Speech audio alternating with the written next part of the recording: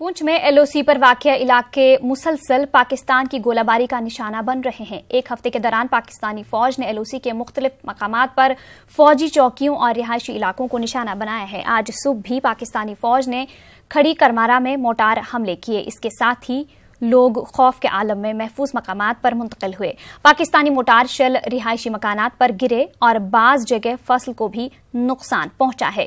ہندوستانی فوج نے بھی پاکستان کی اشتعال انگیزی کا منہ توڑ جواب دیا۔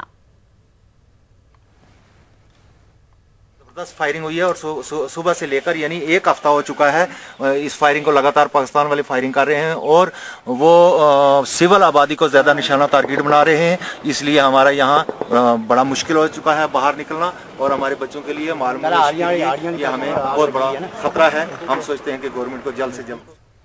ٹریڈ یونینز کی ہڑتال کے دوسرے دن آج کئی ملازمین تنظیموں کی جانب سے سری نگر شہر میں احتجاج کیا گیا۔ CPIM کے سینئر لیڈر محمد یوسف تاریگامی کی قیادت میں احتجاج کیا گیا۔ مظاہرین نے پرتاپ پارک سے پریس انکلیو تک مارچ نکالا۔ اس موقع پر یوسف تاریگامی نے ملازمین سے متعلق کئی مسائل کو اجاگر کیا۔ ہماری مانگ ہے ایک یہ کہ منیمم ویجز 18,000 روپے کیے جائے ہر ورکر کے لیے، اور دوسرا یہ کہ جو لیبر لاز میں بدلاؤ لایا گیا وہ کارخانہ داروں کے نفع کے لیے کیا گیا۔ ہمیں ان جو یہ امینڈمنٹس ہوئی ہیں کچھ دیر سے ان کو واپس لیا جائے، اور یہاں جموں کشمیر میں ہماری مانگ یہ ہے جو قانون ہے لیبر کے متعلق ان کو لاگو ہی نہیں کیا جاتا، بلکہ یونین کو ایک جو جگہ ملنی چاہیے وہ جگہ بھی نہیں مل رہی ہے۔ PDD کے ملازمین نے آج سری نگر میں احتجاج کیا۔ محکمہ PDD کی نیجکاری کے خلاف یہ مظاہرہ کیا گیا۔ مظاہرین نے حکومت مخالف نعرے لگائے اور کچھ وقت کے لیے لال چوک روڈ کو بلاک کر دیا تھا۔ بعد میں پولیس نے مظاہرین کو منتشر کر دیا۔ احتجاجی مظاہرین نے عارضی ملازمین کو مستقل کرنے کا بھی مطالبہ کیا۔ صرف اور صرف مانگ یہ ہے کہ پرائیویٹائزیشن کے اس عمل کو روکا جائے۔ اسٹیٹ ایڈمنسٹریٹو کونسل نے جو پرائیویٹائزیشن کا آرڈر پاور سیکٹر اور پاور ڈیولپمنٹ ڈپارٹمنٹ پہ مسلط کیا ہے اس کو ریووک کرنے کی ضرورت ہے۔ محکمہ میں ڈیلی ویجر، نیڈ بیس کیجول لیبر اور ایسے چھوٹے ملازموں کی رکی پڑی تنخواہوں کو واگزار کرنے کی ضرورت ہے۔ PDD اور PDC میں ڈیلی ویجروں کی ایک کثیر تعداد جو ریگولرائزیشن کا حق رکھتے ہیں ان فائلوں کو پینڈنگ رکھا گیا ہے جس کو امیڈیٹلی ریڈریس کرنے کی ضرورت ہے۔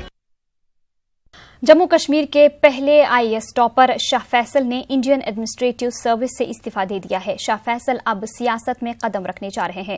سال 2009 بیچ کے IAS افسر شاہ فیصل نے سوشل میڈیا کے ذریعے بحیثیت IAS افسر اپنے عہدے سے مستعفی ہونے کا اعلان کیا۔ شاہ فیصل نے اپنے بیان میں کہا کہ کشمیر میں ہلاکتوں اور مرکزی حکومت کی جانب سے لوگوں تک پہنچنے میں مخلصانہ اقدامات کی کمی، ہندوتوا طاقتوں کے ذریعے تقریباً 200 ملین مسلمانوں کو غیر محسوس طریقے سے حاشیے پر ڈالنے اور انہیں دوسرے درجے کے شہری تک محدود رکھنے، جموں کشمیر کے خصوصی موقف پر حملے اور ہائپر نیشنلزم کے نام پر ہندوستان میں بڑھتی عدم رواداری اور منافرت کی فضا کے خلاف بطور احتجاج انہوں نے IAS افسر کے عہدے سے استعفیٰ دے دیا ہے۔ شاہ فیصل کا تعلق کپواڑہ کے لولاب سے ہے۔ وہ اپنی سروس کے دوران کئی اہم عہدوں پر فائز رہے۔ ہارورڈ سے فل برانڈ شاہ فیصل گزشتہ ہفتے ہی کشمیر واپس ہوئے ہیں۔ ذرائع کے مطابق شاہ فیصل نیشنل کانفرنس میں شمولیت اختیار کر سکتے ہیں اور انہیں شمالی کشمیر سے لوک سبھا کا ٹکٹ دیا جا سکتا ہے۔ شاہ فیصل نے سوشل میڈیا پر اپنے بیان میں کہا کہ وہ جمعہ کے روز باضابطہ طور پر پریس کانفرنس کرتے ہوئے ان کے مستقبل کے لائحہ عمل سے واقف کرائیں گے۔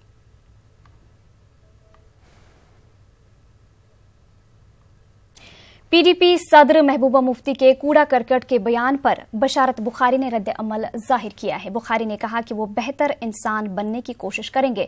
واضح رہے کہ محبوبہ مفتی نے پارٹی چھوڑنے کے جانے والے لیڈران سے متعلق تبصرہ کرتے ہوئے کہا تھا کہ پارٹی کوڑا کرکٹ سے صاف ہو گئی ہے۔ بشارت بخاری نے حال ہی میں PDP کو خیر بات کہہ کر نیشنل کانفرنس میں شمولیت اختیار کر لی تھی۔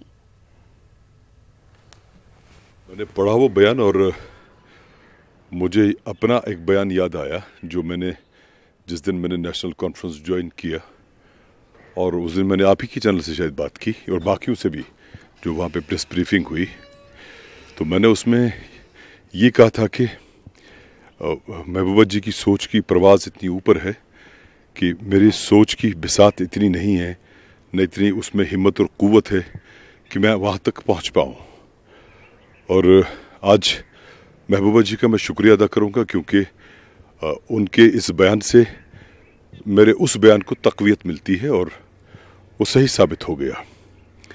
वैसे भी जब इंसान जहाज़ में बैठ के परवाज़ करता है और जब जहाज़ अपने मदार को पहुंचता है, जो भी शख्स उसमें बैठा हो उसको नीचे जितने भी ये महलनुमा मकान आप देख रहे हैं, ये माचिस की डिबियाँ नज़र आती हैं। और इन मकानों में रहने वाले हम जैसे मामूली लोग तो कूड़ा करकट ही नज़र आएंगे। तो मुझे लगता है कि मेरे उस बयान की तक़वियत हो जाती है। उनका ये बयान है, उनकी राय है, मुझे इसका एहतराम है और कोशिश करेंगे हम सब, मैं भी कोशिश करूँगा कि हम बेहतर इंसान बने, बेहतर खिदमतगार बने लोगों के, क्योंकि इंसान सीखता है और कब्र में पाँव डालने तक सीखता है। इसी उम्मीद पर कि हमें अल्लाह ताला और क़ुव्वत दे, हिम्मत दे, हौसला दे, सलीक़ा दे, वतीरा दे, अखलाक दे कि हम बेहतर से बेहतर इंसान बनाएं और इंसानी समाज की खिदमत में जुट जाएं। बीजेपी के रियासती सदर रविंदर रैना ने मरकजी सरकार की तरफ से जनरल कैटेगरी के लिए रिजर्वेशन लागू करने का खैर मकदम किया है। उन्होंने कहा कि बीजेपी सरकार ने एक तारीखी कदम उठाया है। उनका कहना है कि इससे करोड़ों आवाम को फायदा होगा। उन्होंने रियासती गवर्नर से अपील की कि वो इस कानून को रियासत में भी लागू करें ताकि यहां के गरीब आवाम को फायदा हो। जनरल कैटेगरी के तहत जो गरीब परिवार हैं उनको भी 10% आरक्षण के दायरे में लाकर माननीय प्रधानमंत्री श्री नरेंद्र मोदी और केंद्र की भारतीय जनता पार्टी सरकार ने बहुत बड़ा ऐतिहासिक निर्णय लिया है। ओपन कैटेगरी अपर कास्ट के गरीब परिवारों को भी 10% का जो आरक्षण का लाभ माननीय प्रधानमंत्री श्री नरेंद्र मोदी जी ने दिया है, इस देश की करोड़ों करोड़ गरीब जनता श्री नरेंद्र मोदी जी का धन्यवाद कर और माननीय राष्ट्रपति महोदय जी से निवेदन करते हैं कि ये जनरल कैटेगरी को दिए जाने वाला 10% आरक्षण का लाभ जम्मू कश्मीर के अंदर भी लागू किया जाए। इस मौके पर रविंदर रैना ने साबिक वजीर आला उमर अब्दुल्ला पर भी निशाना साधा। ऐसे परिवारजनों की बात करते जिन्होंने अपने परिवारजनों को खोया है, जिनके परिवारों के अंदर मातम बना गया, जिनके परिवारों के अंदर बेगुनाहों को पाकिस्तान के आतंकवादियों ने मारा, ऐसे परिवारों के साथ अगर श्री उमर अब्दुल्ला हमदर्दी जाहिर करते तो वो समझ में आता था, लेकिन आतंकवादियों का पक्ष लेकर श्री उमर अब्दुल्ला जी ने बहुत बड़ा अपराध किया है और शहीदों के परिवारों के घावों पर नमक छिड़का है। वादी कश्मीर में इस साल अभी तक स्वाइन फ्लू की वजह से 4 अमवात हुई हैं। स्कीम्स के शोबा इंटरनल व पल्मोनरी मेडिसिन के हेड डॉक्टर परवेज कौल ने इस बात की जानकारी दी। डॉक्टर परवेज ने कहा कि गुज़िश्ता साल के मुकाबले इस साल अमवात की शरह कम है। उन्होंने कहा कि शदीद सर्दी की वजह से इन्फ्लुएंजा के केसेज में इजाफा हुआ है।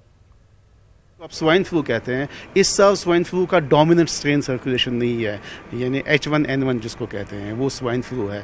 बाकी इन्फ्लुएंजा के जो स्ट्रेन्स होते हैं जैसे H3N2 है, इन्फ्लुएंजा B है, वो वक्तन फ़वक्तन आते रहते हैं। और इस बारी जो है इन्फ्लुएंजा का सीन ये है कि वैली में सबसे ज़्यादा H3N2 सर्कुलेशन में है, H1N1 भी है मगर उतनी लेवल पे नहीं है एंड उतना सीवियर इन्फ्लुएंजा का सीन नहीं है जितना लास्ट ईयर था। जैसे लास्ट ईयर हमको नियरली 33 डेथ्स हो गई वैली में, बट इस साल हमको ओनली 4 डेथ्स हुई हैं। बट सर्कुलेशन अभी भी हो रही है, so you can not predict कि कब तक रहेगा। जनरली जब कोल्ड वेदर कंप्लीट हो जाता है और बाहर आने लगती है और गर्मी हो जाती है टेम्परेचर में, उस टाइम हमने देखा हुआ है पिछले हिसाब से कि उसका सर्कुलेशन कम हो जाता है और सीजनैलिटी चेंज हो जाती है। However, this year अभी सर्कुलेशन कंटिन्यूड है और मेजर सर्कुलेशन H3N2 का है।